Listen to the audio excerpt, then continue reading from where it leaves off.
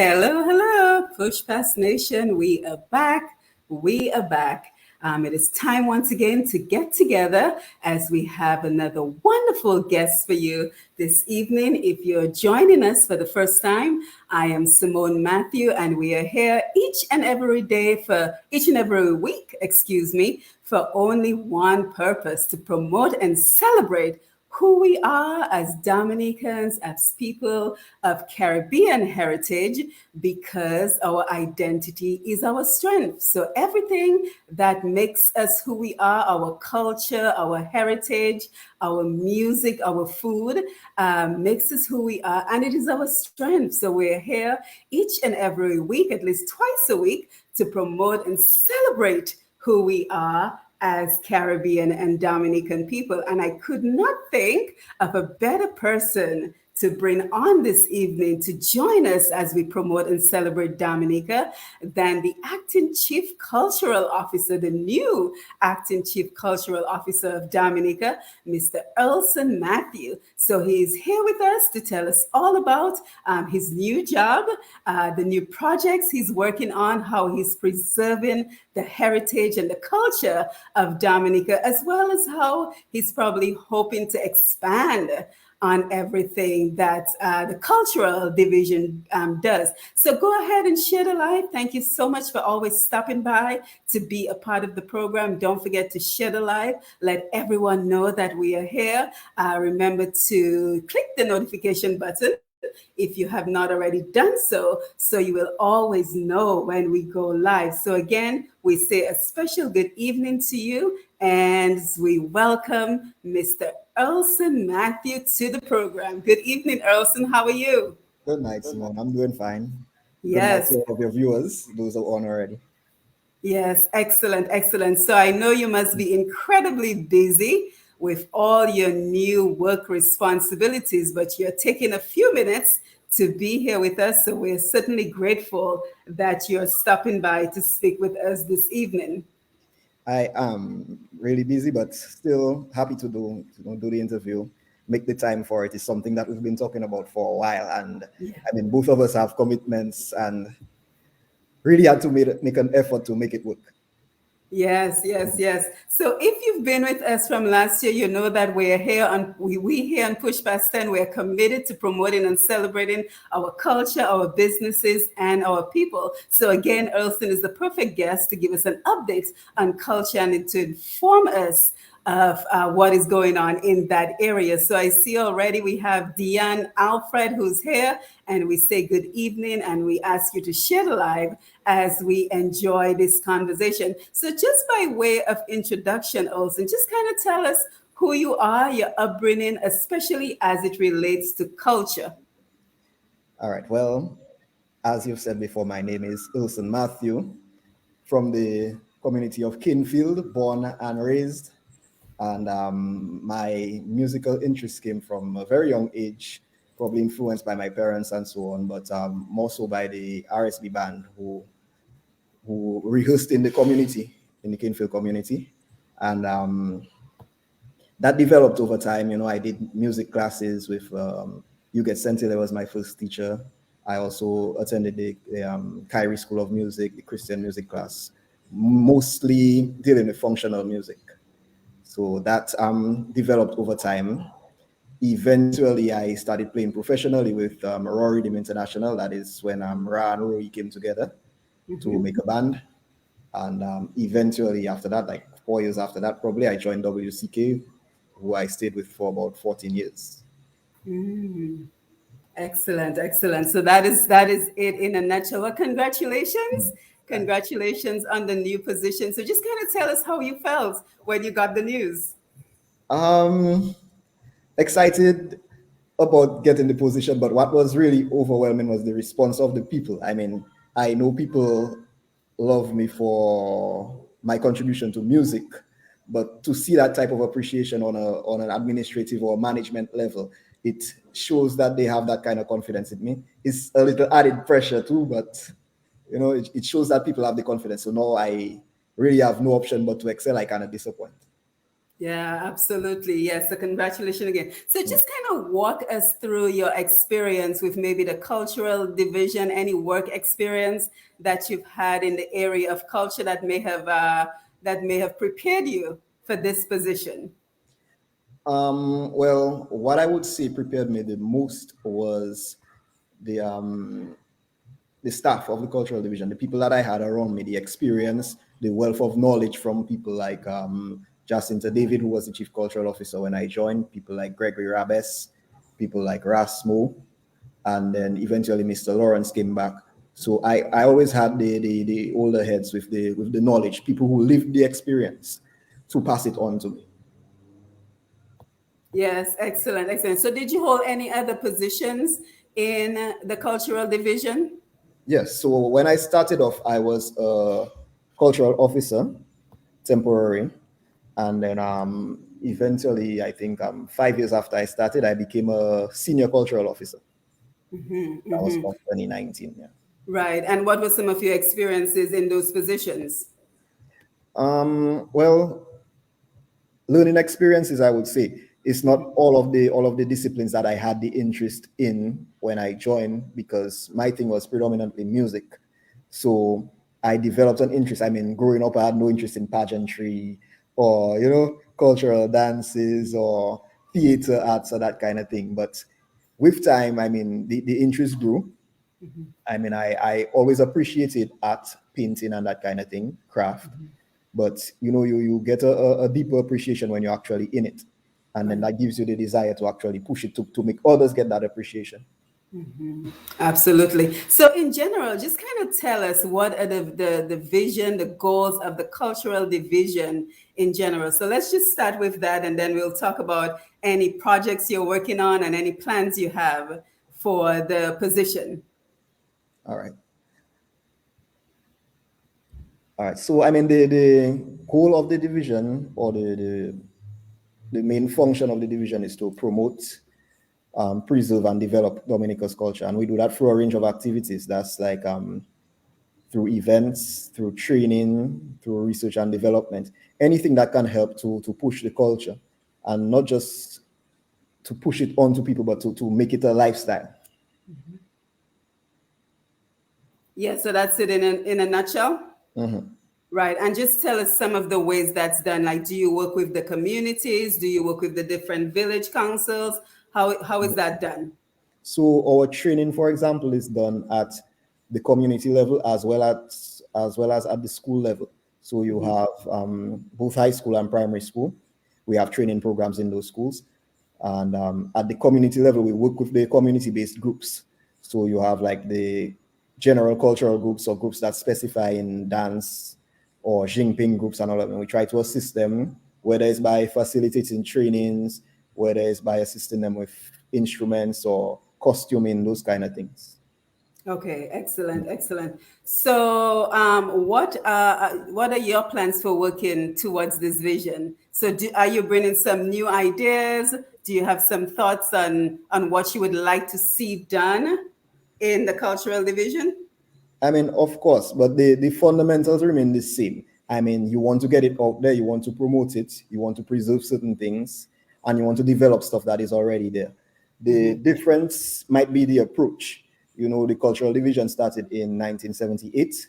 So while a lot of the things that were done back then, or up to a certain point, were successful, we gain an appreciation that times have changed and the approach would have to be different. So, for example, social media didn't exist back then, but it's a tool now that we cannot run from. We have to make use of it. We have to maximize on it. So it's about getting the goal, but different approaches to getting the goal. And what I would like to see, which I have mentioned in interviews before, is more involvement of the youth in the whole cultural drive. And that's not only going to be the work of the cultural division. Everybody has to play their part in that. So if we can generate the interest, because we notice that it has been waning a little bit, because the youth now, they are occupied. Back in the earlier days, you would find that cultural activities were community based. So, but then there were not as many distractions as we have now, and that is where the interest depleted, because they have so many other things to do. You pick up your phone and you have a million things you can do in your phone. So you won't be outside in the community learning a cultural dance or doing those kind of things when you are otherwise occupied. Right, Mm. absolutely. I can certainly see that as a challenge. Now, you talk about social media. How have you guys been embracing social media with the cultural division? I would say for a few years now, we have been using the Facebook platform. More so last year with the first wave of COVID, where we were actually forced to do our programs virtually. So we have been embracing it. We have been using it, and the response I can say has been fairly well. Yes, yes, and I'm so excited because one of the things we were talking about before we came on live was the Creole program that I do, Sasenu, and just being able to collaborate, talking about social media, being able to collaborate with you and the cultural division to just get some guests, to bring on some Creole speakers so we can continue to promote and share the Creole language. So I want to personally thank you for accepting my offer to just share some guests with us that we can bring on the program. Yeah, we will definitely be doing that. I will have your list of names very soon. Yes, thank you so much, Doug. No So problem. just kind of tell us, are there any current or future projects that you're thinking about doing? I mean, there are always projects. I mean, there are, well, first of all, infrastructural projects like the Arawak House of Culture and the Old Mill Stage, which have been ongoing for a while. We always want to develop cultural spaces where people could rehearse, where people could perform, where cultural activities could take place. And we want to do that at a community level. So we have like cultural resource centers and those kind of things in mind. Of course, these things come at a very heavy cost. So talking about it and actually realizing it is two different things. Right. Our training programs remain the same, they're annual. We have Creole in the schools that we're trying to establish now in collaboration with the Ministry of Education. And there are a lot of other ministries who are interested in collaborating with the cultural division. For example, the Ministry of Tourism, which we were once under a couple of years ago, they are interested in collaborating in developing the old mill, further developing the old mill as a heritage site. So, these kind of projects, agriculture has been willing to collaborate with us and so on, many other ministries. So there are a lot of cross bilateral collaborations. Yeah, absolutely. And we have quite a few people on the Facebook Live already. So we want to say good evening to them. So we see Rosalind Sevre again, Diane, is it? Alfred, Buyo, Vida, MSC is here with us. Cool. And we also, you know that person? I know that person. Okay, great. And we That's have my a former co-keyboardist with WCK, Brenton. I Yeah. see. Okay. And we have a cultural icon from Antigua and Barbuda, a national treasure, as a matter of fact. Mrs. Heather Durham is here with us. So, what a surprise. Thank you for being here, Mrs. Durham. She says, hello, Simone and Earlson. Very interesting program listening from Antigua. So, thank you for being here, Mrs. Durham. So, Earlson, I can imagine that COVID-19 has been quite a challenge for your department. So can you tell us, how you've been able to navigate around COVID-19 and the challenges that it's presenting right now? Well, COVID-19 was a slap in my face. I mean, as soon as things started rolling, as soon as I got the acting appointment, maybe like a few weeks into it, then boom, COVID. So there was a lot of readjustments, and then we had to really focus on the administrative side of things in terms of staffing, in terms of the safety of the staff, in terms of staff rotation, in terms of testing and those kind of things, vaccinations, giving reports to the ministry and so on. So the focus went away from, cultural activities and performing arts, and then it just became strictly COVID. And it kind of took away from my intentions, what I really wanted to do, especially just getting started. But at the same time, it gave me some time to reflect, some time to develop ideas, because the work is always ongoing. So we were jumping straight from emancipation and then jumping straight into independence. But the little break, the little lull gave me some time to, do some projects, do some proposals, develop the strategic plan of the division and so on. Yeah, absolutely. And then I guess the other question that comes to mind, and I know DFC is responsible for World Creole Music Festival, but is there any word on the ground in terms of if anything will be happening for Creole Festival, whether on the ground or virtually? Well, like you rightfully said, DFC would be the ones to give an update on that. What I can say, which is kind of obvious, is that whatever happens, I am almost sure that it will not take the form of a large gathering. Just Right. based on the situation, it's kind of obvious. So I don't think I stepping out of my bounds to say that. Mm-hmm. There will not be any large gatherings, just like what the division is planning. But I mean, the public has been asking. People are, I don't want to say impatient, but anxious. People want to know what's going on, what's coming up for independence, and so on.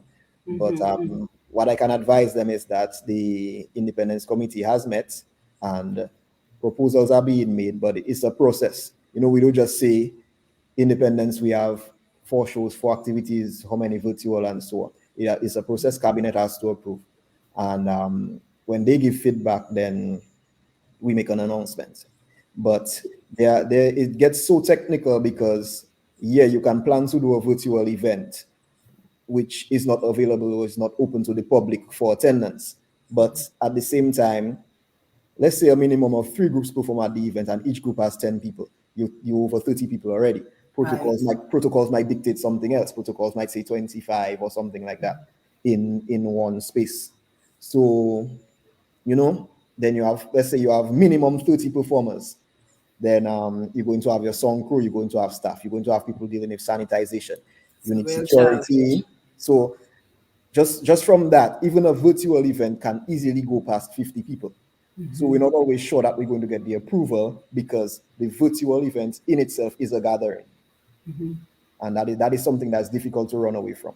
So we hoping, fingers crossed, that we can get the approval for some of those type of events just to keep people, in the whole spirit of the independence, and also to highlight the therapeutic nature of culture, because sometimes you just want that little something to take you away, to make you forget the COVID, to make you forget all the little things that's stressing you. You just need that little relief, that little therapy.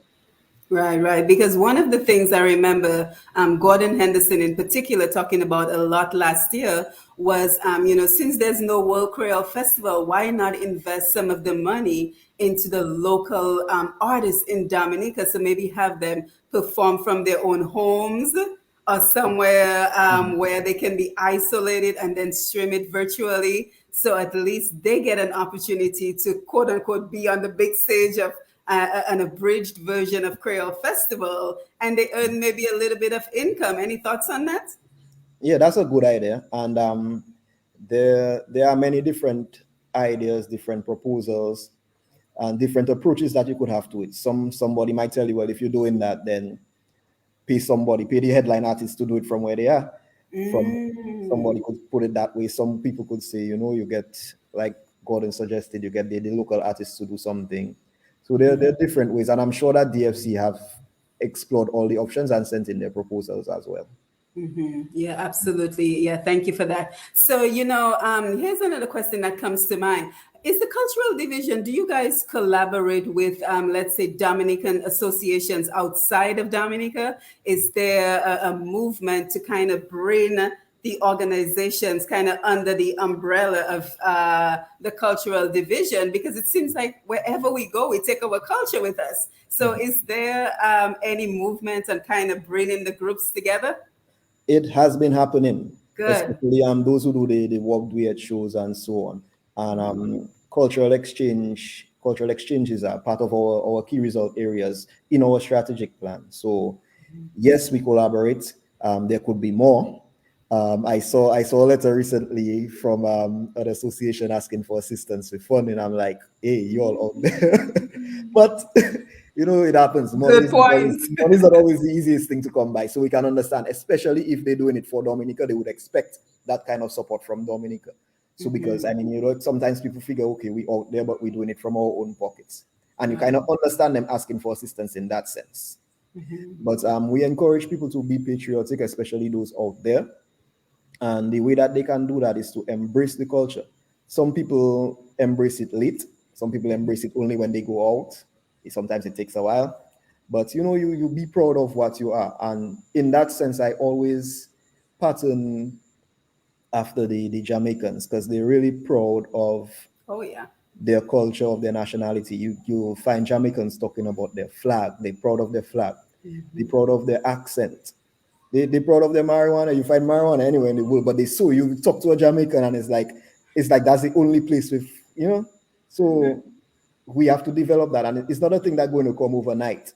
But if we practice it, it will become part of us. That you know Yes. that pride. Yeah. Yeah, and I think you'd be very happy to know that Gregory Rabes is also on the Facebook Live. So, hi, Gregory. Washla, washla. Washla, thank you for being here and thank you for all the support. You know, Gregory is one of those people who support me a lot in terms of the cultural programming we do as well. So, he's been here with Keck, he's been here to promote his music, he's been here to talk about Manger Dominic. So, Greg is always willing to come on and support the culture. I can say that for myself as well, and the staff. We have a very young staff, and he has been very supportive Yes. over the years. Yeah.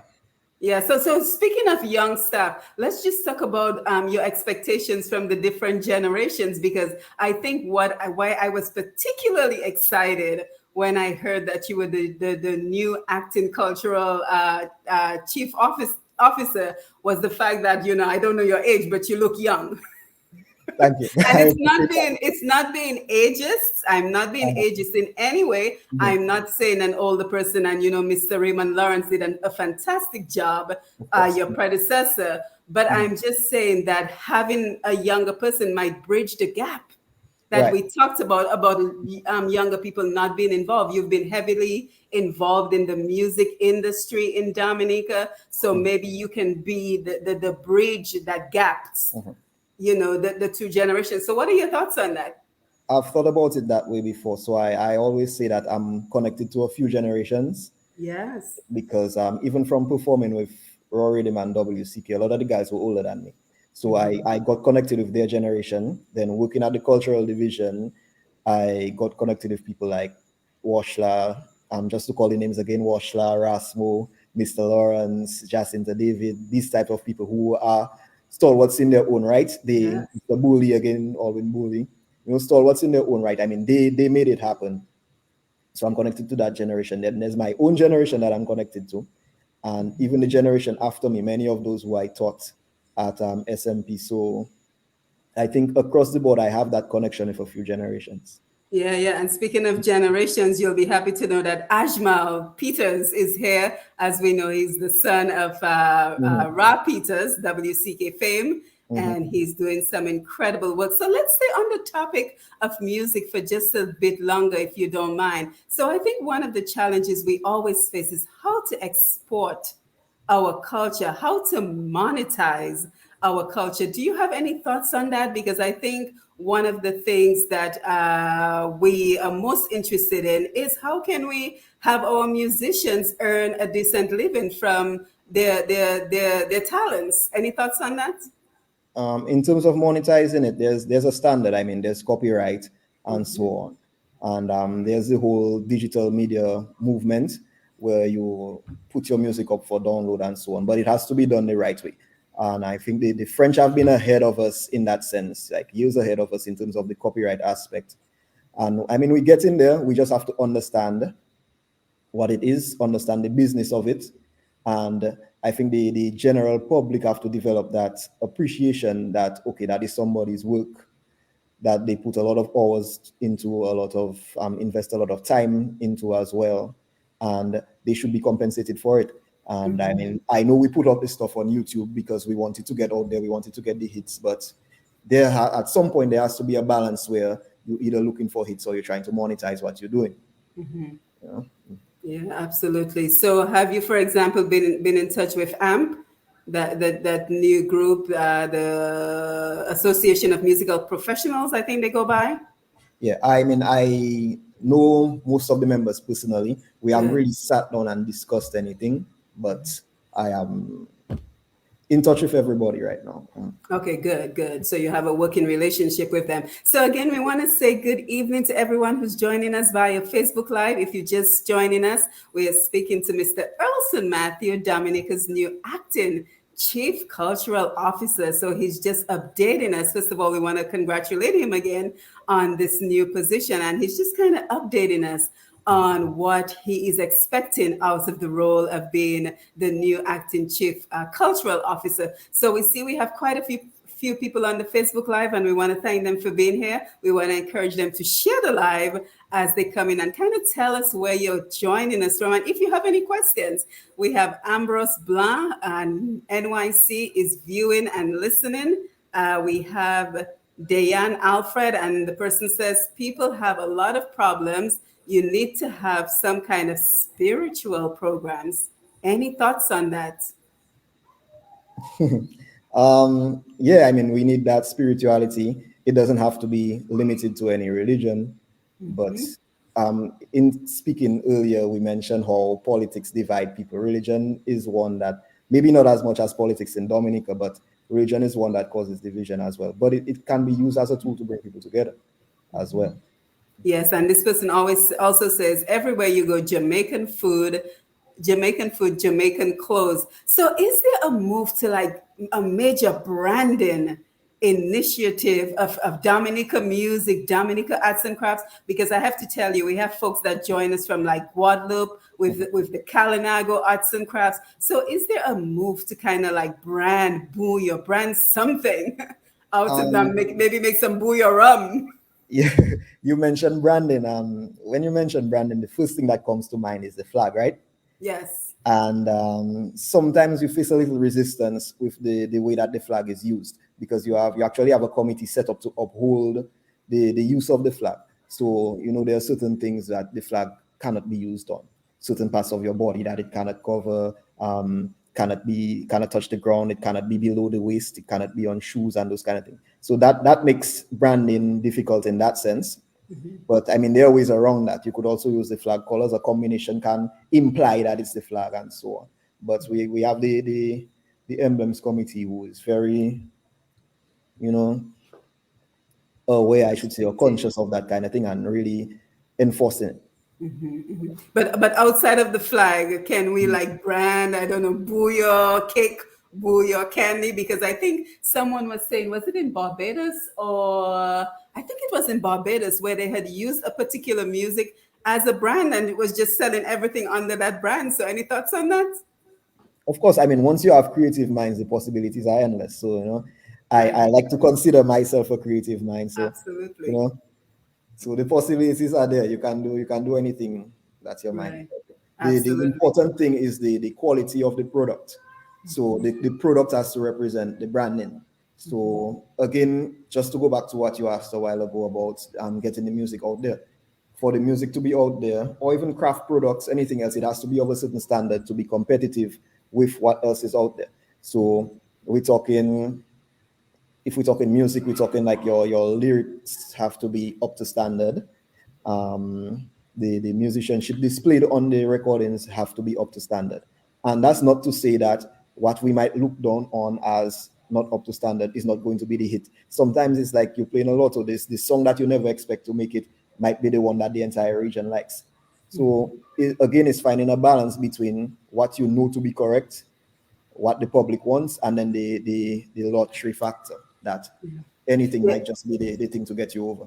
Yeah, and I'm really happy you mentioned that in terms of the quality of the lyrics, because I think that is a challenge we have in Dominica. So, whereas you want the lyrics to be catchy and you want it to be able to move the audience, but I've heard from several professionals in the music industry that we cannot export Dominican music in the current form that it's taken. And I know Gregory Rabas is here. I know there has been a move to try to help the Mhm. writers. So is anybody, any of the artists moving in that direction to create a better substance in the lyrics of the music so it can be exported and it can go beyond a Dominica audience?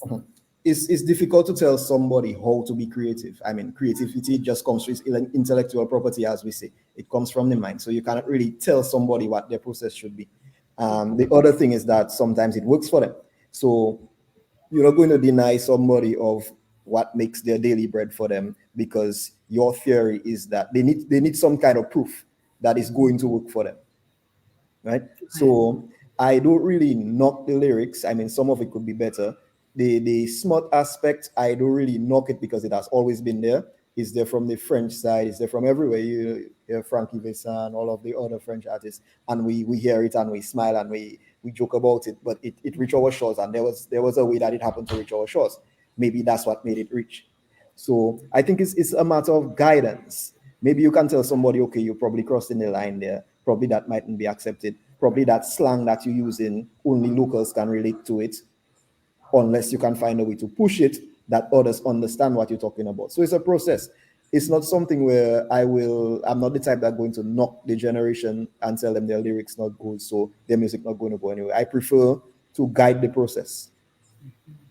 Yeah, certainly. And we have Beverly Johnson. Good evening, Beverly. She says, good evening, everyone. Dr. Simone, another amazing program. A blessed and safe evening to all. Beverly, always wonderful to see you. Let's see if we have other comments. Booyah Vida, big up Rabes. Okay, I think he's bigging up Mr. Gregory Rabes, who's on the live with us. I think I saw something else. Just give me 1 second.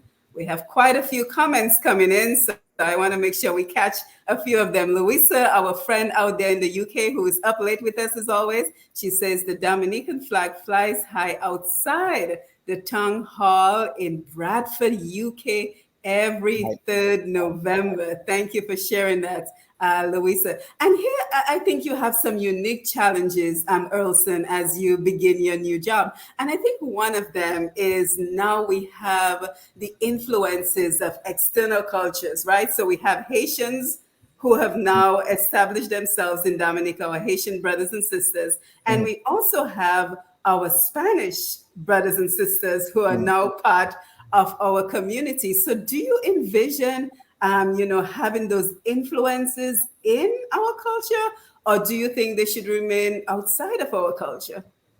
No, I mean we welcome everything. Culture is dynamic. Things Yeah. going to evolve, things going to change, and Hmm. they are very protective of their culture as well. I mean, they observe their certain national days, even if they're in Dominica, they observe certain days. So, what I would push for is a culture of tolerance where we can appreciate people for what they are, learn their culture, because we want to put ours outside there. We want people to learn our culture, but if we have it there, we have to learn it as well. And just be tolerant of people, because the same time we have them here, we have to understand that, I mean, I've traveled through the Caribbean and there are thousands of Dominicans everywhere you go. I mean, St. Martin is loaded, Antigua, Guadeloupe, the Virgin Islands, and so on, loaded with Dominicans. And I don't think we out there trying to take their culture away from them or trying to force our culture on them. They're trying to make a buck. They're just trying to survive. So I mean, I don't really shy away or push the Haitians or the Spanish people. They're here for survival, and we have to coexist. So we will learn things from them. They will learn things from us. It's as simple as that. Yeah, excellent. Excellent. Now, here's another unique, another unique challenge I think you might be facing, and that is, the cultural division is supposed to be about preserving the culture, the heritage, the Mhm. food, the dance, everything that goes with our cultural heritage. But there's also, a move to how do you kind of transform it to take it to the next level. You Mhm. understand what I'm trying to say? Because Yeah, I get what you for said. example, I have a friend who's very creative with dance.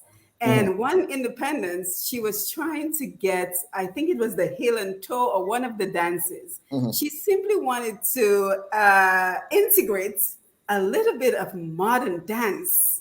And Mhm. the amount of pushback she got, she said, well, that's why Dominica is not going anywhere because they just want to Ah, keep the old dances and they don't want to evolve. mhm. So what is your view on preservation versus evolution? Okay, so what I would say is preservation is part of the mandate of the cultural division, but it's not limited to preservation. Like I told you, there's preservation, there's promotion, and there's development. So yeah, we need to know the foundations. We need to stick to the foundations. We cannot alter the traditional stuff to the point that it gets watered down and it loses its essence. But at the same time, again, creative minds like myself, you have a generation that wants to try new things, because back then the ideas were new. and it stayed and it became tradition. But right now we have new ideas as well. So we're not going to just say what happened back then remain static forever and we don't evolve, we don't create. The most important thing is that people know the foundation. It's just like the national wear. You know, I am one for creative wear as well. I get fed up with the same thing. I'm one for being creative with the madras and all that. But there are certain occasions that you have to use the national wear, and that's just what it is.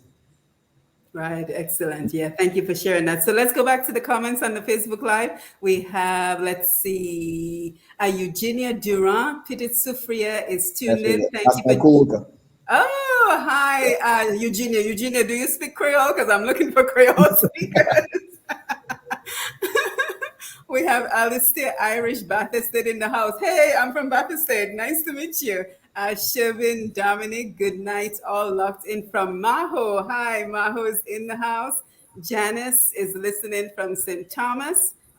Dion Alfred said, I am in New York and I'm seeing Haitian and Jamaican all over. I think Dion is upset that he's not seeing enough Dominican flags, Dominican food in New York City.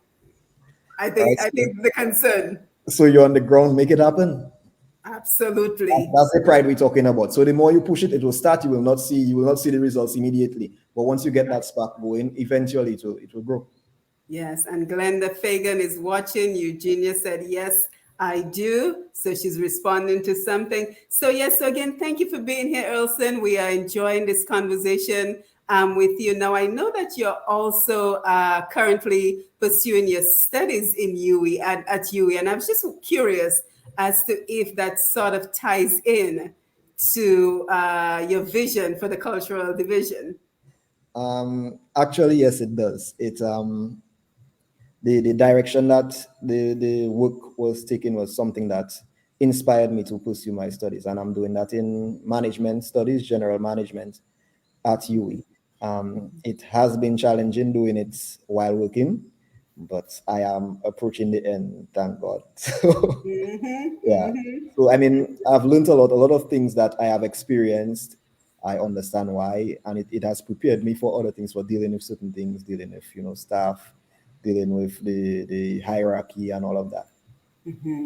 Yeah, absolutely. And also you have a studio. Do you I have a do, studio? I think you have a studio. I Tell us do, about yeah. that. Sonic Art Studios. I established that when I returned from school. That's about in 2009. So I studied recording engineering and music business as well at Full Sail in Orlando. And well, after doing the music business, I realized that my options for a steady job, if I was to return home, was either going to be the cultural division or DFC. I mean, these are the two top options. So my thing was to return home. I wanted to be home, and the recording arts degree allowed me to have my own studio, generate some income while waiting for the cultural division job, um, as well as performing with WCK. So within that, and it took me 5 years, right, from returning home to getting the job as a cultural officer. Within that period, I was fully into recording and performing live. So through recording, well, the majority of the, well, all of WCK stuff during that period, as well as projects with individual artists, a lot of ads, the CARICOM anthem with Mikel, a lot of stuff happened. Yeah, Excellent, excellent. Janice says, very impressive, Mr. Earlson. Responses, keep up the good work. thanks. Yes, Roslyn Severin McLean. In my Rosa Dancing Ballet dance group, I incorporated West African and Afro Caribbean dances in my ballet. My dance group was very successful. My group performed all over New York, dancing ballet and promoting the culture. Thank you, Roslyn. Thank you for sharing That's that. what we're talking about. Yes, yes, Gregory Rabes, Bob Guy. You see, I told you I knew Creole. Bob Guy, good vibes, pushing all the buttons. Big up Earlson. Yes, watch that. Yes, Learn yes. from the best. Yeah, absolutely. I'm telling you, I can only imagine. So in what way can we make a significant contribution, Elson? Because so many of us are scattered so many places in the world. And I'm just curious, what would you like from us? I mean, naturally, I mean, you heard it from the person in the comments. We're a very small population in comparison to the others, but it doesn't mean that we cannot do big things because when we get together, we're really tight. You can look at Labor Day at the Dominican events in New York. Um, when we get together, we're tight. So we just have to maintain that bond and push even harder because we know we're a smaller population. We're smaller population on island, we're a smaller population in the diaspora. So it's something where we just have to keep at it, keep pushing.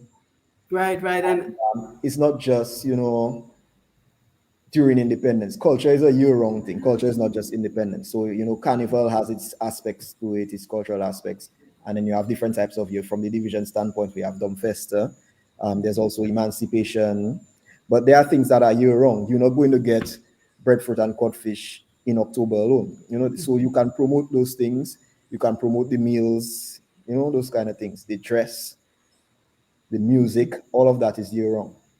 right, absolutely. And I think that's one of the reasons I started the Creole program because I was just so disappointed that every year we come, we talk about Creole Day, and then that's it. We don't really promote Creole. And I really want to thank Wadix, Leroy Wadix Charles. I mean, talk about a phenomenal Dominican who is doing so much to promote culture, to promote Kadas, and to just try to take the culture to another level. So I think with stalwarts like Gregory and Wadix and Delia Underground, I think you'll be in good hands. Of course, definitely. Yeah, But yeah, at the same time, it has to be passed on so we can continue the work. And that's what yeah. we're trying to do now. That's what we're trying to accomplish. Yeah, yeah. And you mentioned cultures with the young ones in the school. Can you tell us a little bit more about that? Because I think that is a fantastic move because, like you just said, we have to make sure every generation is covered. Well, the school programs we have the pilot program that deals with Creole in the schools, as well as we have an initiative from the minister, I believe that's the Post for Creole cause. And Keck is making his contribution as well. In addition to that, we have the VPA program, that's Visual and Performing Arts, where there's a period or two designated towards visual and performing arts. So they might use that opportunity to do music, to do dance, arts and craft, whatever the case may be. What we're working towards is getting that a little more structured, so it's not seen as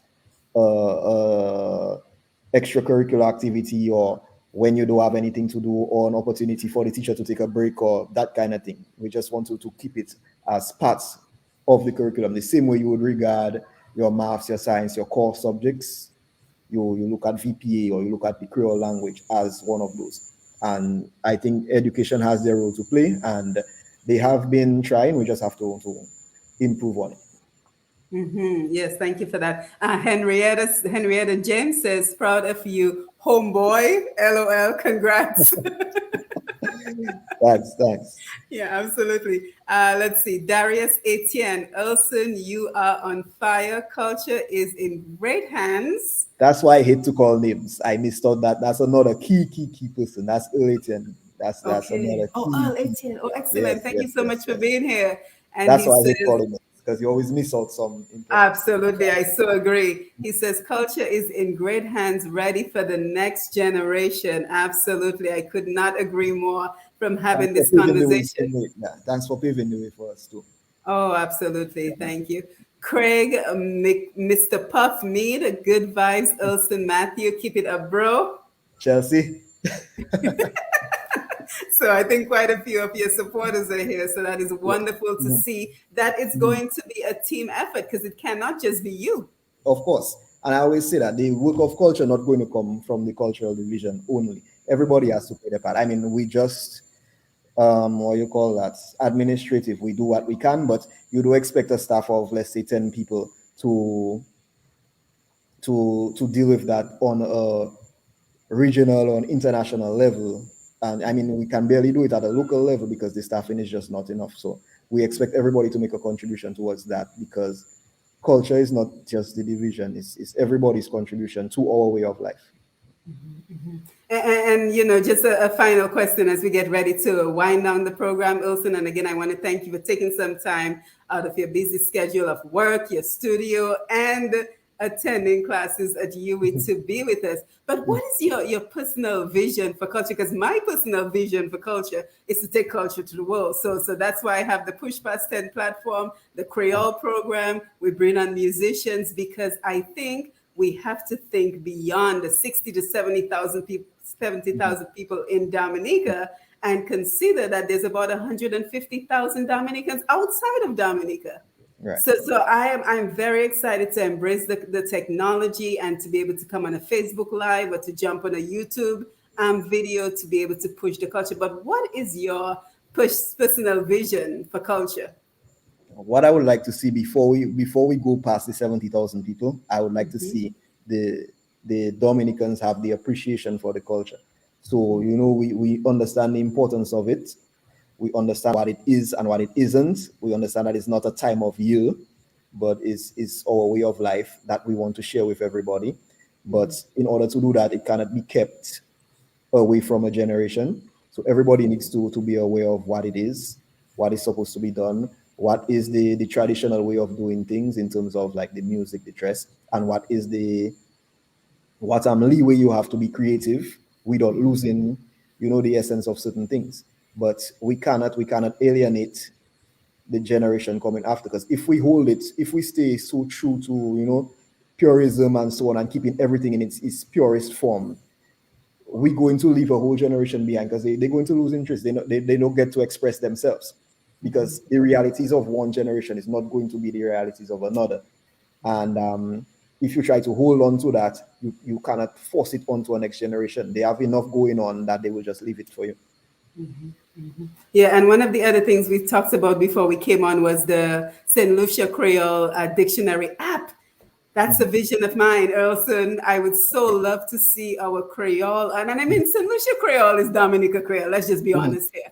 Yeah. But I would so be happy to see an app. We've lost the Jamala, the original dictionary, because unfortunately he passed, and then we have to go for the family. We know that Keck is currently working on a dictionary, so we're looking forward to when that comes out. But what about an app for Creole? Of course, and that is something I spoke to Rabes about, because he's a member of Keck. In addition to the dictionary that Keck has been working on for a while now, of course, we're in the age where people want things instantly. Everything needs to be at your fingertips. So you want an app that you can search for a word, provided that you can spell it. That's the other thing. App that you can search for a word and get the meaning instantly. And you don't necessarily want to have a dictionary carrying around all the time. But sometimes you need the hard copy as well. So yes, we welcome the technology of the apps for that kind of thing. Yeah. Let's take some more comments right before we leave. I know you're busy. Big E Music says, keep the good vibes up, my brother. One love from your brother Big E in St. Croix. So That's my everyone is trumpet player. here. That's my trumpet player. Okay. Yeah. Everyone is here. Thank you so much, guys, for stopping by this evening. Uriah Durant says, well done, Earlson. Keep up the good work. Our culture definitely in good hands. Thank you, Uriah, for that. That's my past student. Good. Matthew Mills, what's going on, bro? Good night. That's St. Yes, Martin. thank you. Oh, wow. We are everywhere tonight. Wonderful. Glenda Fagan, nice vibes. 767 is in good hands. Speaking of 767, are you in that video? Go have a look at it. Let me tell you, Elson, I look at that video just about every morning because I run to that video. Okay. Then Is that you? have a different look now. Oh my gosh, that is so interesting, because I was getting ready for the interview and I'm looking at your picture and I'm like, I think he's the guy in the WCK video 767. Good for you. Let's see if we can take just a couple more before we head out. Louisa, we have a thriving Dominican community in Bradford, encouraging the third and fourth generation. And that is what I was speaking with you about, Elson, because I actually need to reach out to Louisa, because what I'm hoping that we can do as well is bring on the different Dominica associations around the world. So we have one here in Atlanta, the Dominica Atlanta Association. I think we have a couple in Miami, Houston. I think just about every state has a Dominica association. So I think what would be really a good idea is to just bring these associations so they can share their ideas. They can tell us what they're doing to preserve and celebrate Dominica culture in their area, and maybe share ideas so we can have even more ideas on the table. Any thoughts? Of course. Yeah. And it's cultural exchange in a sense, but it's still within Dominica. So that would be nice. We would need to know what's going on out there. Yeah, yeah. So I think it's a wonderful opportunity to collaborate. Evelina Blah, thank you for being here. Good night, Matthew and Rose. Actually, it's Simone Evelina. Thank you for being here, Evelina. She says, Elson, Matthew, we have a bone to pick. Oh boy, Oh boy. I'm Everglow, not even going to touch everglow. that. And I think Louisa Jean-Pierre also says that there's a Dominica Association in Bradford. So I'm very excited for this opportunity to connect with you, and we can all see what role we can play to continue to promote Dominica's culture. Steve John Baptist, nice having somebody we can relate to. From young to old, we know Elson and he knows us. Easy to talk to. I so agree that he's easy to talk to. And I think he is in the right position. So as we get ready to wind down, Elson, you have any final thoughts for us? And let's also share the contact information for the cultural division. Well, I could start with that. You could look out for the Cultural Division activities on our Facebook page. That's Commonwealth of Dominica Cultural Division. Kind of long, but you'll find it. From the time you start to type, you'll find it. So that keeps you abreast of all the activities going on within the division. And very soon, I guess, we will be able to share stuff happening through associations outside of Dominica. Yes, let's do that. Absolutely. So, final thoughts on your position and your expectations, and your are you scared at all? No, man. I think I'm capable. I think I bring something different to the table, something unique. I think I have the experience that I got from those before me, and then still working on the qualifications as well. So in terms of management, so more experience will come. I mean, you expect mistakes, especially when you're approaching things differently. If you try a new approach, you're going to make mistakes, and we welcome that as well. And you learn from them, and you move on. You develop from that. You know. Yes, thank you. And thank you for being here. Tina Bell de Ramon says, enjoyed the dialogue. So I want to, let's see, Heska Charter, focused young man. I could not agree more. So I want to thank everyone who joined us on the Facebook Live. Thank you for being here. We are here each and every week to promote and celebrate who we are as Dominicans, of people of Caribbean, African Kalinago heritage. Oh, and before we head out, Elson, I'm sorry, just wanted a question. Are there any initiatives surrounding the Kalinago people and how we're integrating them into culture? Because they always seem like a side act, right? So we have the major act on the stage, and then we have the Kalinago dancers. So is there more we can do to kind of integrate? And I think I'm being a little selfish with this one because, as you can tell, I'm Kalinago heritage.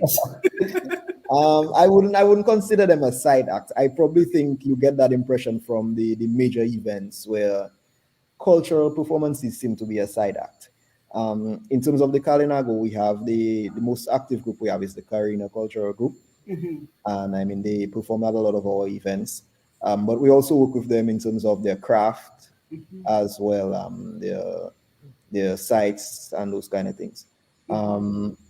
There is a ministry designated to that. So there are some things that they do that, we're not totally part of, but we work closely. There's a Kalinago cultural officer, but he's attached to that ministry, not necessarily part of the cultural division.